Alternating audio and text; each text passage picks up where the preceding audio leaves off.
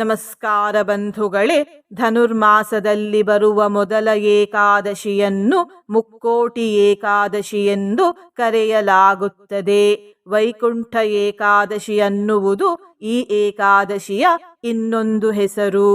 ಈ ಏಕಾದಶಿಯ ಇನ್ನೊಂದು ವಿಶೇಷತೆ ಅಂದರೆ ಇಂದು ತ್ರಿಪುಷ್ಕರ ಯೋಗ ಮತ್ತು ಸಿದ್ಧಿಯೋಗಗಳ ಸಂಯೋಗವಾಗಿದೆ.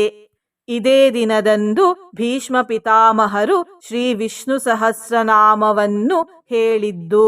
ಈ ಕಾರಣದಿಂದ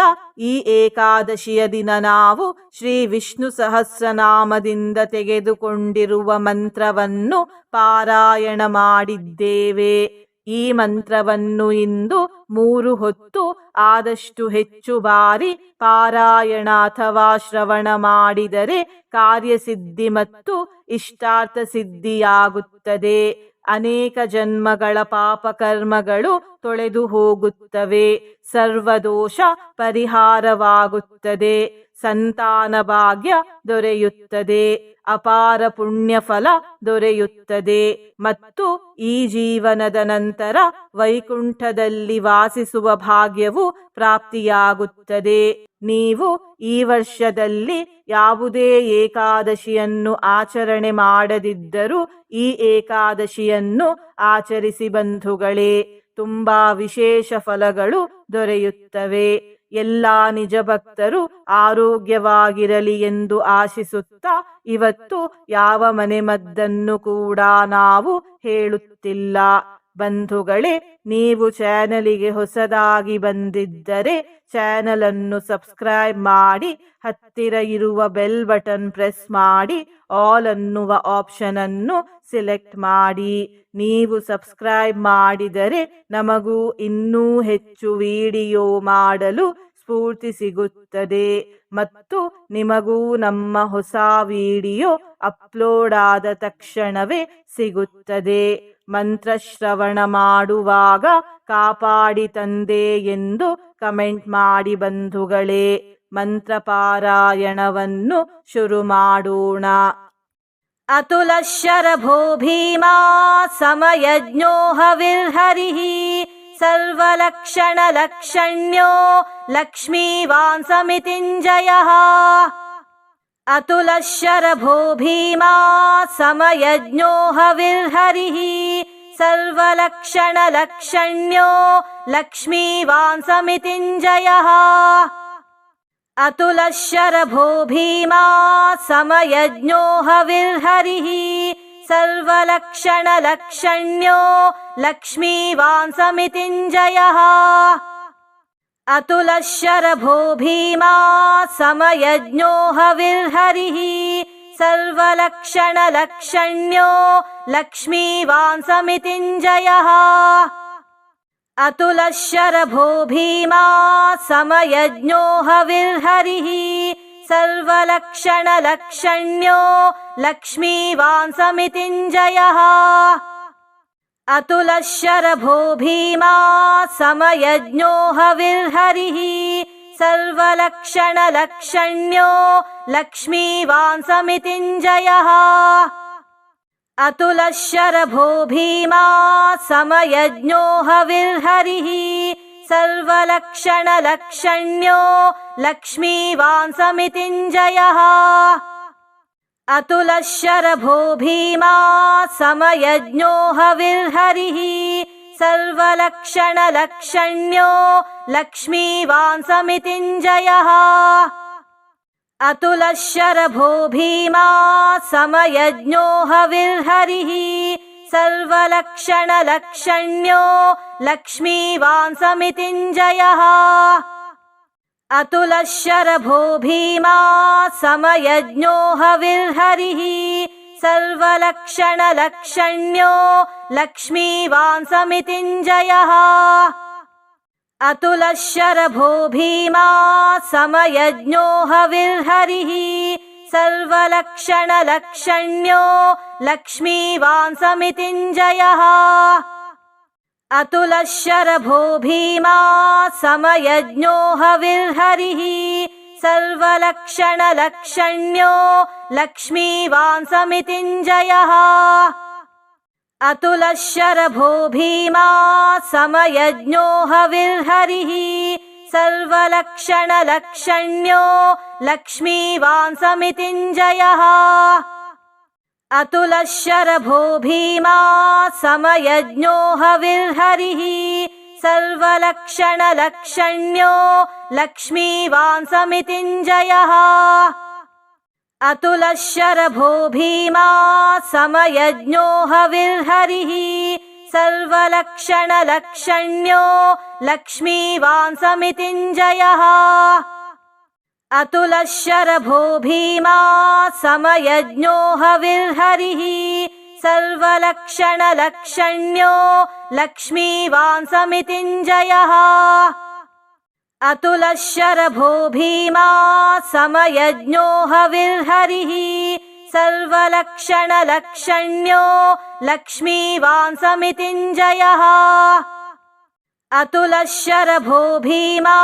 समयज्ञो हविर्हरिः सर्वलक्षणलक्षण्यो लक्ष्मीवान् समितिञ्जयः अतुलः शरभो भीमा समयज्ञो हविर्हरिः सर्वलक्षणलक्षण्यो लक्ष्मीवान् समितिञ्जयः अतुलः शरभो भीमा समयज्ञो हविर्हरिः सर्वलक्षणलक्षण्यो लक्ष्मीवान् समितिञ्जयः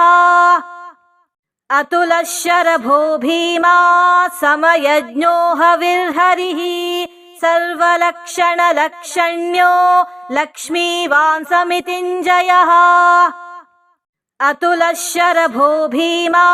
समयज्ञो हविर्हरिः सर्वलक्षणलक्षण्यो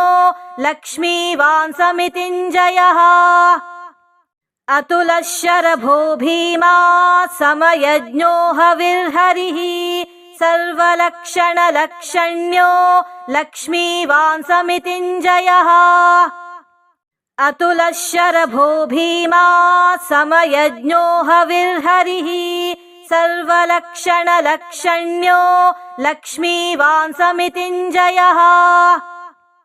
अतुलः शरभो भीमा समयज्ञो हविर्हरिः सर्वलक्षणलक्षण्यो लक्ष्मीवान् समितिञ्जयः अतुलः शरभो भीमा समयज्ञो हविर्हरिः सर्वलक्षणलक्षण्यो लक्ष्मीवान् समितिञ्जयः अतुलः शरभो भीमा समयज्ञो हविर्हरिः सर्वलक्षणलक्षण्यो लक्ष्मीवान् समितिञ्जयः अतुलः शरभो भीमा समयज्ञो हविर्हरिः सर्वलक्षणलक्षण्यो लक्ष्मीवान् समितिञ्जयः अतुलः शरभो भीमा समयज्ञो हविर्हरिः सर्वलक्षणलक्षण्यो लक्ष्मीवान् समितिञ्जयः अतुलः शरभो भीमा समयज्ञो हविर्हरिः सर्वलक्षणलक्षण्यो लक्ष्मीवान् समितिञ्जयः अतुलः शरभो भीमा समयज्ञो हविर्हरिः सर्वलक्षणलक्षण्यो लक्ष्मीवान् समितिञ्जयः अतुलः शरभो भीमा समयज्ञो हविर्हरिः सर्वलक्षणलक्षण्यो लक्ष्मीवान् समितिञ्जयः अतुलः शरभो भीमा समयज्ञो हविर्हरिः सर्वलक्षणलक्षण्यो लक्ष्मीवान् समितिञ्जयः अतुलः शरभो भीमा समयज्ञो हविर्हरिः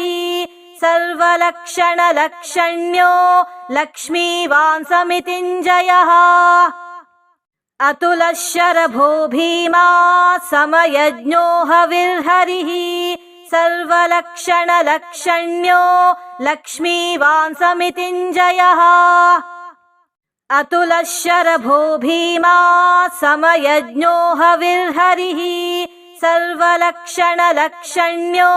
लक्ष्मीवान् समितिञ्जयः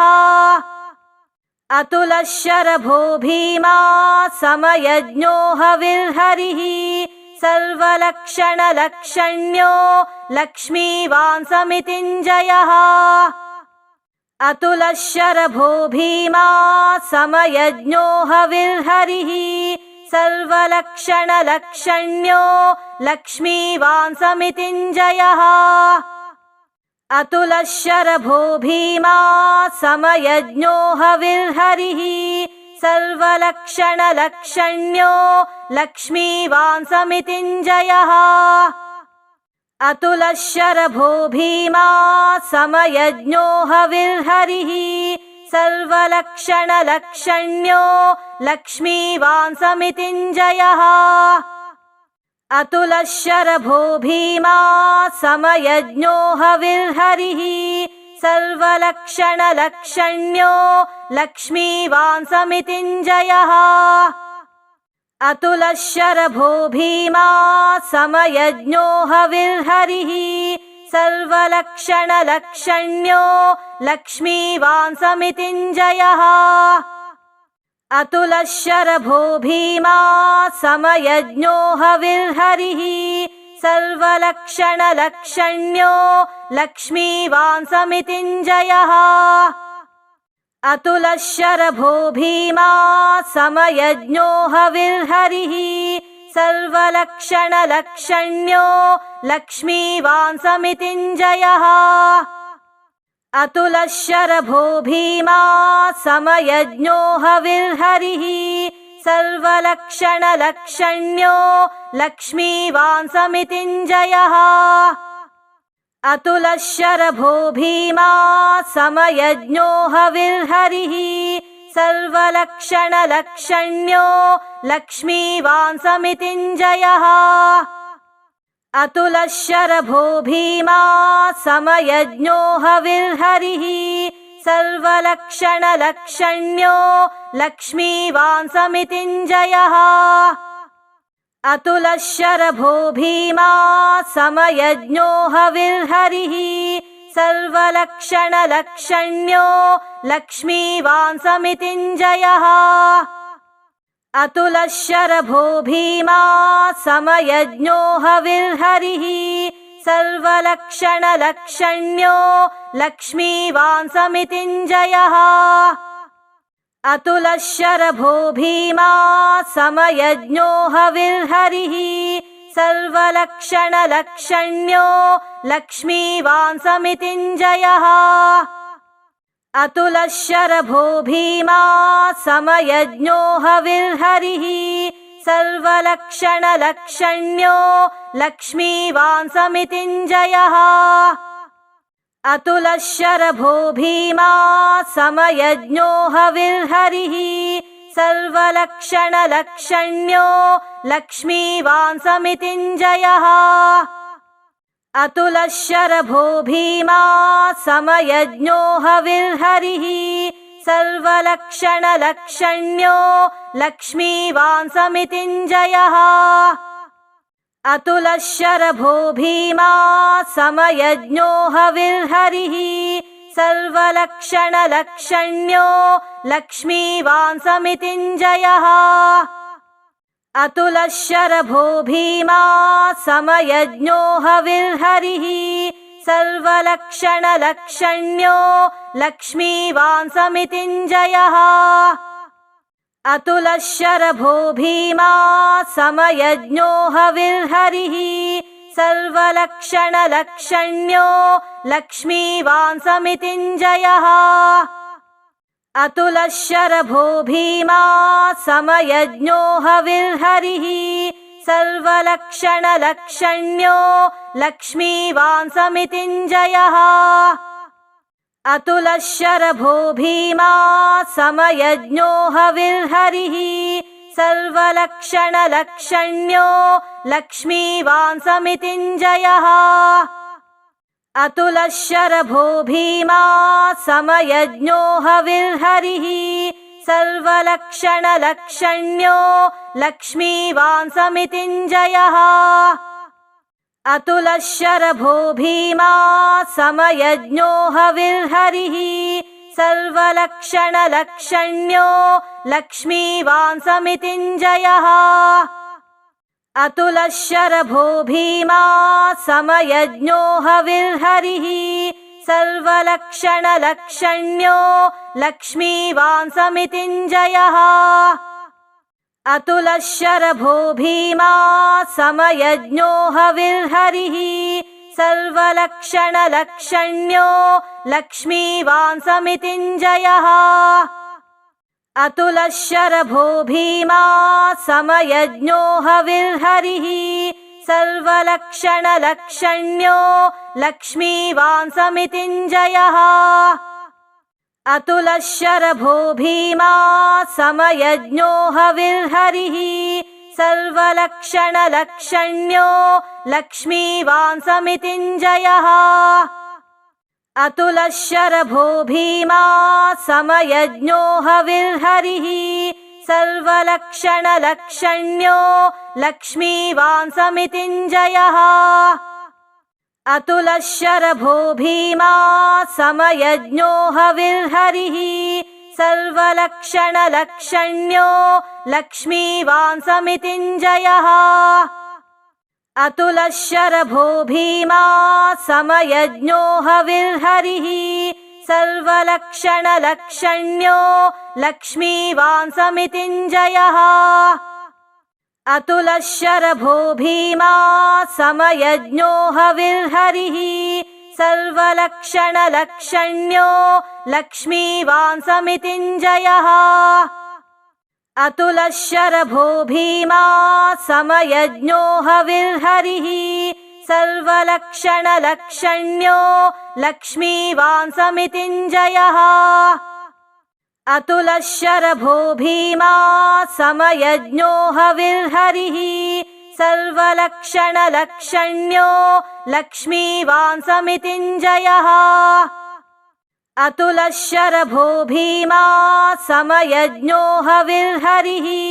सर्वलक्षणलक्षण्यो लक्ष्मीवान् समितिञ्जयः अतुलः शरभो भीमा समयज्ञो हविर्हरिः सर्वलक्षणलक्षण्यो लक्ष्मीवान् समितिञ्जयः अतुलः शरभो भीमा समयज्ञो हविर्हरिः सर्वलक्षणलक्षण्यो लक्ष्मीवान् समितिञ्जयः अतुलः शरभो भीमा समयज्ञो हविर्हरिः सर्वलक्षणलक्षण्यो लक्ष्मीवान् समितिञ्जयः अतुलः शरभो भीमा समयज्ञो हविर्हरिः सर्वलक्षणलक्षण्यो लक्ष्मीवान् समितिञ्जयः अतुलः शरभो भीमा समयज्ञो हविर्हरिः सर्वलक्षणलक्षण्यो लक्ष्मीवान् समितिञ्जयः अतुलः शरभो भीमा समयज्ञो हविर्हरिः सर्वलक्षणलक्षण्यो लक्ष्मीवान् समितिञ्जयः अतुलः शरभो भीमा समयज्ञो हविर्हरिः सर्वलक्षणलक्षण्यो लक्ष्मीवान् समितिञ्जयः अतुलः शरभो भीमा समयज्ञो हविर्हरिः सर्वलक्षणलक्षण्यो लक्ष्मीवान् समितिञ्जयः अतुलः शरभो भीमा समयज्ञो हविर्हरिः सर्वलक्षणलक्षण्यो लक्ष्मीवान् समितिञ्जयः अतुलः शरभो भीमा समयज्ञो हविर्हरिः सर्वलक्षणलक्षण्यो लक्ष्मीवान् समितिञ्जयः अतुलः शरभो भीमा समयज्ञो हविर्हरिः सर्वलक्षणलक्षण्यो लक्ष्मीवान् समितिञ्जयः अतुलः शरभो भीमा समयज्ञो हविर्हरिः सर्वलक्षणलक्षण्यो लक्ष्मीवान् समितिञ्जयः अतुलः शरभो भीमा समयज्ञो हविर्हरिः सर्वलक्षणलक्षण्यो लक्ष्मीवान् समितिञ्जयः अतुलः शरभो भीमा समयज्ञो हविर्हरिः सर्वलक्षणलक्षण्यो लक्ष्मीवान् समितिञ्जयः अतुलः शरभो भीमा समयज्ञो हविर्हरिः सर्वलक्षणलक्षण्यो लक्ष्मीवान् समितिञ्जयः अतुलः शरभो भीमा समयज्ञो हविर्हरिः सर्वलक्षणलक्षण्यो लक्ष्मीवान् समितिञ्जयः अतुलः शरभो भीमा समयज्ञो हविर्हरिः सर्वलक्षणलक्षण्यो लक्ष्मीवान् समितिञ्जयः अतुलः शरभो भीमा समयज्ञो हविर्हरिः सर्वलक्षणलक्षण्यो लक्ष्मीवान् समितिञ्जयः अतुलः शरभो भीमा समयज्ञो हविर्हरिः सर्वलक्षणलक्षण्यो लक्ष्मीवान् समितिञ्जयः अतुलः शरभो भीमा समयज्ञो हविर्हरिः सर्वलक्षणलक्षण्यो लक्ष्मीवान् समितिञ्जयः अतुलः शरभो भीमा समयज्ञो हविर्हरिः सर्वलक्षणलक्षण्यो लक्ष्मीवान् समितिञ्जयः अतुलः शरभो भीमा समयज्ञो हविर्हरिः सर्वलक्षणलक्षण्यो लक्ष्मीवान् समितिञ्जयः अतुलः शरभो भीमा समयज्ञो हविर्हरिः सर्वलक्षणलक्षण्यो लक्ष्मीवान् समितिञ्जयः अतुलः शरभो भीमा समयज्ञो हविर्हरिः सर्वलक्षणलक्षण्यो लक्ष्मीवान् समितिञ्जयः अतुलः शरभो भीमा समयज्ञो हविर्हरिः सर्वलक्षणलक्षण्यो लक्ष्मीवान् समितिञ्जयः अतुलः शरभो भीमा समयज्ञो हविर्हरिः सर्वलक्षणलक्षण्यो लक्ष्मीवान् समितिञ्जयः अतुलः शरभो भीमा समयज्ञो हविर्हरिः सर्वलक्षणलक्षण्यो लक्ष्मीवान् समितिञ्जयः अतुलः शरभो भीमा समयज्ञो हविर्हरिः सर्वलक्षणलक्षण्यो लक्ष्मीवान् समितिञ्जयः अतुलः शरभो भीमा समयज्ञो हविर्हरिः सर्वलक्षणलक्षण्यो लक्ष्मीवान् समितिञ्जयः अतुलः शरभो भीमा समयज्ञो हविर्हरिः सर्वलक्षणलक्षण्यो लक्ष्मीवान् समितिञ्जयः अतुलः शरभो भीमा समयज्ञो हविर्हरिः सर्वलक्षणलक्षण्यो लक्ष्मीवान् समितिञ्जयः अतुलः शरभो भीमा समयज्ञो हविर्हरिः सर्वलक्षणलक्षण्यो लक्ष्मीवान् समितिञ्जयः अतुलः शरभो भीमा समयज्ञो हविर्हरिः सर्वलक्षणलक्षण्यो लक्ष्मीवान् समितिञ्जयः अतुलः शरभो भीमा समयज्ञो हविर्हरिः सर्वलक्षणलक्षण्यो लक्ष्मीवान् समितिञ्जयः अतुलः शरभो भीमा समयज्ञो हविर्हरिः सर्वलक्षणलक्षण्यो लक्ष्मीवान् समितिञ्जयः अतुलः शरभो भीमा समयज्ञो हविर्हरिः सर्वलक्षणलक्षण्यो लक्ष्मीवान् समितिञ्जयः अतुलः शरभो भीमा समयज्ञो हविर्हरिः सर्वलक्षणलक्षण्यो लक्ष्मीवान् समितिञ्जयः।